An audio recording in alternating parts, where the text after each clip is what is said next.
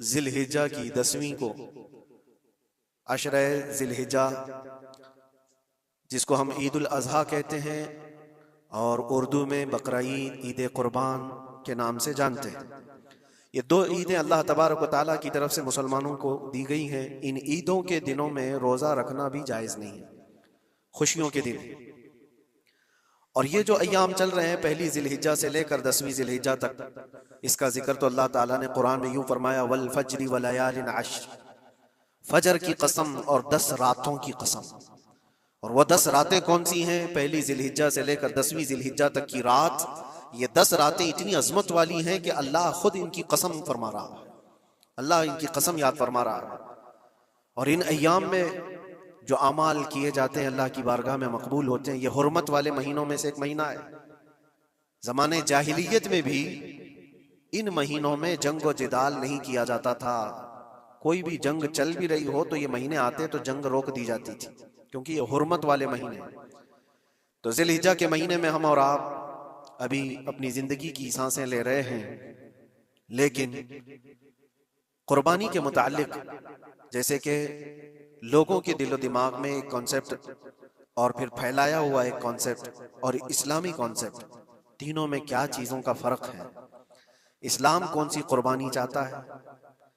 लोगों ने क्या प्रोपेगेंडा फैलाया है और अवाम के जहन में क्या बैठा हुआ है?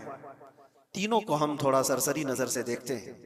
सबसे पहली चीज तो ये है, इस्लाम जिस कुर्बानी की बात कर रहा है, कुरान में अल्लाह फरमाता है, लन यनालल्लाह लुहुमुहा वला दिमाउहा, न तुम्हारा गोश्त न तुम्हारा बहाया हुआ खून अल्लाह तक पहुंचता है, वलाकिन यनालुहु तक़वा मिनकुम, बल्कि उसके पीछे जो तुम्हारा तक़वा है वो अल्लाह तक पहुंचता है।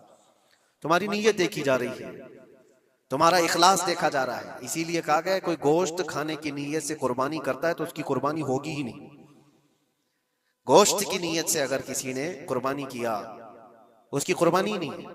या फिर अगर ज़बह करने के बाद बेचने की नीयत किया गोश्त में से कुछ हिस्सा, वो तिजारत की नीयत किया हुआ है, तब भी उसकी कुर्बानी नहीं है। कुर्बानी सिर्फ वो है जो खालिस अल्लाह की रजा के लिए करे, जो अल्लाह ताला ने हुक्म फरमाया मुझे और अल्लाह करीम के हुक्म पर अमल पैरा होते हुए मैं कुर्बानी कर रहा हूँ, ये इस नीयत के साथ जिसने कुर्बानी किया उसकी कुर्बानी कबूल है। ये इस्लाम चाहता है आपकी कुर्बानी।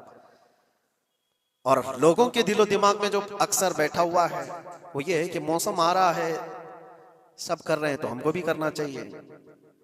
और कुछ लोग फैशन के तौर पर, कुछ लोग बच्चों की जिद पर कुर्बानी कर गए। ये लोगों के ज़हन और दिमाग में बैठा हुआ है। नहीं मेरे अजीजों, जो मालिक निसाब है उस पर कुर्बानी वाजिब है। यहाँ तक कि अल्लाह के नबी सल्लल्लाहु अलैहि वसल्लम ने इरशाद फरमाया, इस्तिताअत होने के बाद, मालिक निसाब होने के बाद जिसने कुर्बानी नहीं किया, हुजूर फरमाते वो हमारी ईदगाह के करीब भी ना आए। हुजूर अकरम सल्लल्लाहु अलैहि वसल्लम फरमाते वो हमारी ईदगाह के करीब ना आए। उसके लिए दुनिया में ये वईद है तो आखिरत में उसका अज़ाब और है। तीसरी चीज, जो प्रोपेगेंडा क्या फैला हुआ है कुर्बानी को लेकर, एक बहुत बड़ा प्रोपेगेंडा है। इस्लाम के खिलाफ कुछ भी बात फैलाने के लिए लोगों को सिर्फ एक छोटी सी सुई चाहिए कि उनका एक फैलाया हुआ ये प्रोपेगेंडा कि लाखों हजारों एनिमल्स इसमें काट दिए जाते हैं, ज़बह कर दिए जाते हैं, खून बहाया जाता है, इसका हासिल क्या होता है? जीवित चीजों को मार दिया जाता है। मेरे अजीजों, लोग ये बातें तो सिर्फ और सिर्फ इस्लाम के खिलाफ करने के लिए फैलाते हैं, जबकि मैं आपको बताऊं दुनिया के तकरीबन मज़ाहिब में कुर्बानी का कॉन्सेप्ट मौजूद है। अक्सर दीनों में वो अलग अलग अंदाज है। कहीं बलि चढ़ाना हो गया है, कहीं देवता को कुछ पेश करना हो गया है। कुर्बानी का कई जगहों पर यह कॉन्सेप्ट मौजूद है, लेकिन कोई अपने गरेबान में झांकता थोड़ी ना, दूसरे के घर में झांकने की आदत ज्यादा होती है। इस्लाम की कुर्बानी लोगों को नजर आती है कि मुसलमान जितना प्रैक्टिकल है अपने दीन पर, दुनिया में कोई भी अपने दीन पर इतना प्रैक्टिकल नहीं है।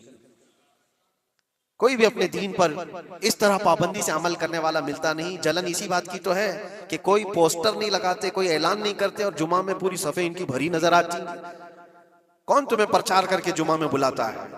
वो खालिक कायनात की तरफ से तुम्हारा जो लगाव है, वो जो तुम्हें खींच कर घरों से मस्जिदों में लाता है। फितनों का दौर है, उसके बावजूद जुमा में कोई भी मस्जिद ऐसी नहीं होगी जो खाली पड़ी हुई। मुसलमान आज के दौर में भी अपने दीन पर अमल पैरा है और ये तकलीफ का सबब बन जाता है दूसरों के लिए।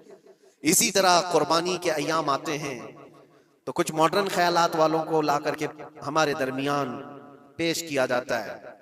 वो ऐसी मीठी मीठी बातों के जरिए से तुम्हें लुभाने की कोशिश करें। इतने पैसे खर्चा करने के 40,000 का 50,000 का बकरा लेने से बेहतर है किसी गरीब को मदद कर दिया जाए, किसी का घर बना दिया जाए, किसी का राशन पहुंचा दिया जाए। मियाँ और साल भर हम करते हैं अल्हम्दुलिल्लाह, कुर्बानी के दिनों में ही क्यों?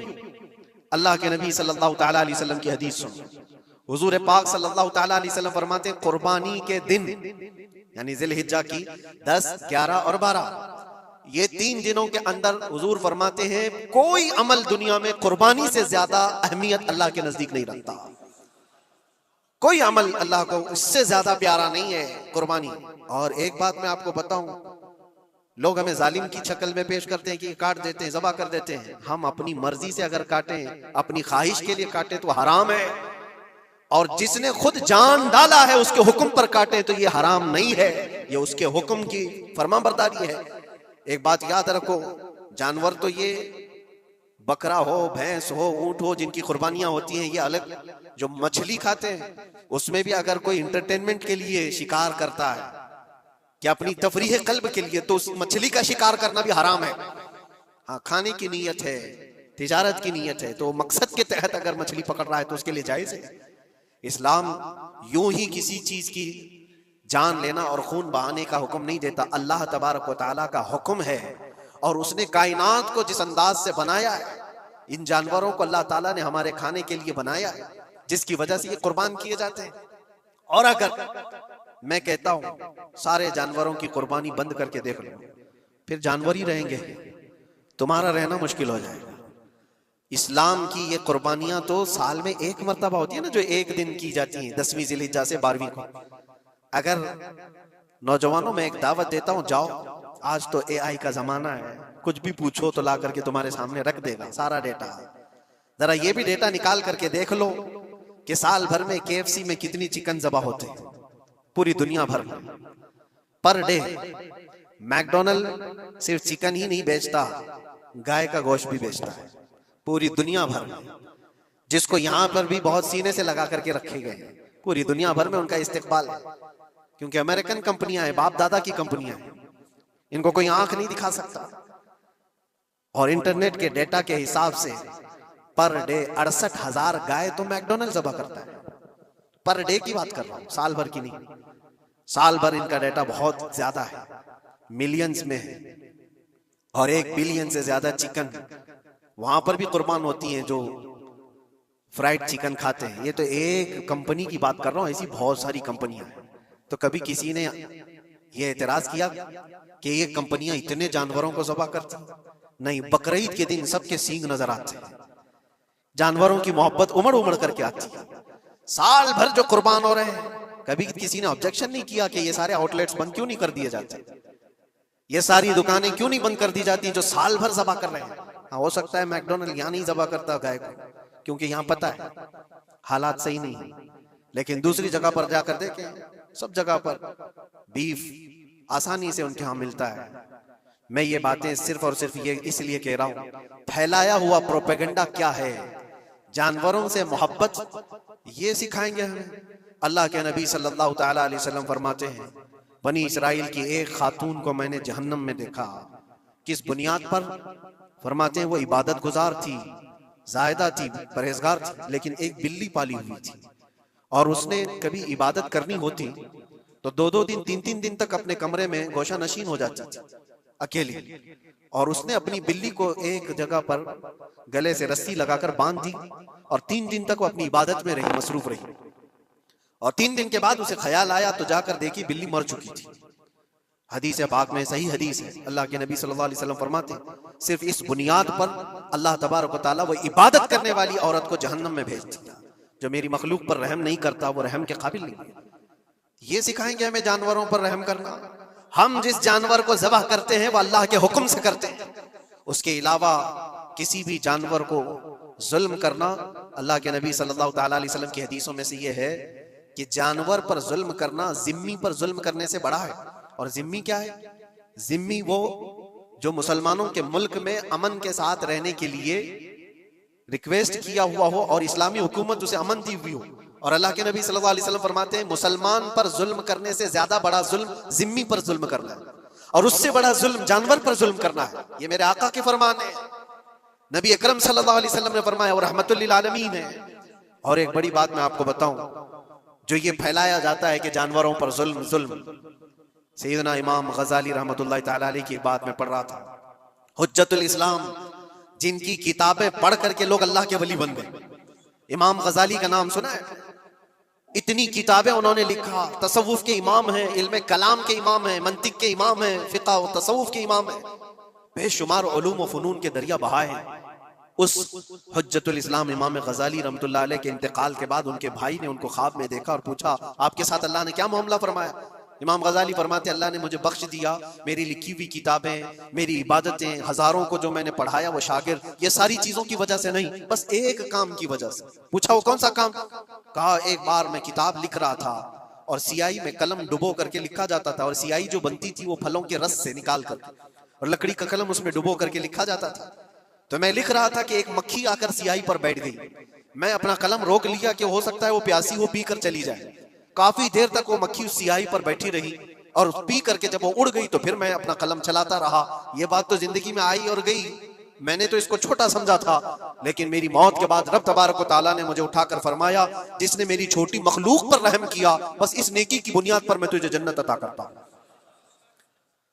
एक जानवर पर रहम करने की बुनियाद पर, एक जानवर पर रहम करने की बुनियाद पर। और हदीस पाक में, सही हदीस पाक में ये भी है, एक तवाइफ थी जिसने मरते हुए कुत्ते को बचाया था पानी पिलाकर, और उस बुनियाद पर उसकी बख्शिश हो गई। तवाइफ थी और रहम किया जानवर पर तो उसकी बख्शिश हो गई। मैं इस्लाम की वो चीजें तुम्हें बता रहा हूं जो दुनिया तुम्हारे सामने ये चीजें लाने से आजिज है और कासिर है। यहां तक कि अल्लाह के नबी सल्लल्लाहु तआला अलैहि वसल्लम ने फरमाया जानवर पर अगर तुमने जुल्म किया है तो जिस तरह से जुल्म करोगे क़यामत के दिन ये अपने सींगों के साथ, अपने खुरों के साथ उठेगा और उसी तरह से उसका बदला भी दिलाया जाएगा। वो तुम्हें मारेगा क़यामत के दिन और बदला लेगा। ये भी हदीस पाक में। जानवर पर हमें उसके चेहरे पर मारने का हुक्म नहीं है, उसको उसकी ताकत से ज्यादा बोझ डालने का हुक्म नहीं है। अल्लाह के नबी सल्लल्लाहु तआला अलैहि वसल्लम के पास एक सहाबी आए, ऊंट पालते थे। कहा एक ऊंट बहुत सरकश हो गया है, और जब ऊंट सरकश हो जाता है ना, किसी की खोपड़ी खींच लेता है, अब वो उसी वक्त सर को पकड़ लिया तो आदमी वहीं खत्म हो जाए। वो किसी के काबू में नहीं आ रहा था, हुजूर के पास आए। रसूल पाक सल्लल्लाहु अलैहि वसल्लम ने फरमाया चलो मैं चलता हूं, देखता हूं। सहाबा कहते हैं हुजूर जब चलने लगे तो हमें खौफ हुआ, डर हुआ कि ये ऊंट बिदक गया है, सरकश है, कहीं कुछ नुकसान न पहुंचाए। और तन्हा मेरे मुस्तफा सल्लल्लाहु अलैहि वसल्लम आगे बढ़ते चले गए। सहाबा कहते हैं हमें डर लग रहा था, लेकिन मेरे अजीजों वो रहमतुल लिल आलमीन है, सबकी रहमत बनकर आए। नबी पाक सल्लल्लाहु तआला अलैहि वसल्लम जब करीब गए तो ऊंट कोई सरकशी नहीं किया, कुछ नहीं। हुजूर पाक सल्लल्लाहु तआला अलैहि वसल्लम के चेहरे के पास अपना मुंह करता है और अपनी जुबान को चपड़ चपड़ चपड़ करते हुए अपनी जुबान हिला रहा है, और हुजूर पाक सल्लल्लाहु तआला अलैहि वसल्लम ऐसे सुनते जा रहे हैं जैसे किसी दानिश्वर की बात सुन रहे हैं। फिर नबी पाक सल्लल्लाहु अलैहि वसल्लम ऊंट के मालिक की तरफ मुतवज्जे हुए और कहा यह ऊंट तेरी शिकायत कर रहा है, ये ऊंट तेरी शिकायत कर रहा है। ये सरकश इसलिए हुआ कि तू इसकी ताकत से ज्यादा बोझ इस पर डालता है और खाना इसको कम दिया करता है। क्या ये बात सही है? वो जो बद्दू थे, जो ऊंट के मालिक थे, उन्होंने चेहरा झुका लिया और कहा वादा करता हूं हुजूर पाक सल्लल्लाहु अलैहि वसल्लम से कि उससे ज्यादा, उसकी ताकत से ज्यादा बोझ नहीं डालूंगा और उसका चारा, उसके खाने का इंतजाम रोजाना किया करूंगा। नबी पाक सल्लल्लाहु अलैहि वसल्लम ने उस ऊंट की रस्सी पकड़ी और मालिक को दे दिया। फिर वो ऊंट उसी तरह ताबेदार होकर निकल पड़ा। ये इस्लाम में मेरे आका सल्लल्लाहु तआला अलैहि वसल्लम का अदल तो देखो, उनकी ताकत से ज्यादा का बोझ डालने का हुक्म नहीं है। और दुनिया ये प्रोपेगेंडा फैलाई हुई है कि यहाँ जानवरों को काटा जाता है। जो ज़िबाह करने का हुक्म है वो अल्लाह के हुक्म से। मेरे रब तबारक व तआला ने खुद जान डाली, हमारी जान का भी वही मालिक है, जानवरों के जान का भी वही मालिक है। अगर अल्लाह का हुक्म ना होता तो हमें चूंटी मारने की भी इजाजत नहीं, अल्लाह का हुक्म ना होता तो हमें किसी को भी कुर्बानी करने की इजाजत नहीं होती। ये रब तबारक व तआला का हुक्म है, तो जाहिर सी बात है हम अल्लाह के बंदे हैं। रब तबारक व तआला जानवरों की कुर्बानी का हुक्म दिया, इसलिए हर साल बकरीद में मुसलमान कुर्बानी करते हैं। अगर अल्लाह चाहे तो अपने बेटों की कुर्बानी का भी हुक्म दे दे, और दिया है रब तआला ने, और वो भी करके दिखाया सैयदना इब्राहीम अलैहिस्सलाम। अल्लाह तबारक व तआला अगर हुक्म दे तो क्या तुम ऐसे मुसलमान नहीं हो? मुसलमान का मतलब होता है सर झुकाने वाला अल्लाह के हुक्म के आगे। ये नहीं पूछेगा कि क्यों है और कैसे है। मुस्लिम कहते हैं अपना सर झुका दिया अल्लाह की बारगाह में, उसके हुक्म के आगे। अल्लाह तबारक व तआला हमारी जानों का मालिक है, अगर वो चाहता तो हमारी कुर्बानी का हुक्म देता, हमारे औलाद का। लेकिन रब तबारक व तआला ने ये सुन्नत इब्राहिमी पर पूरी दुनिया को सवाब देने के लिए जानवरों की कुर्बानी का हुक्म अता फरमाया।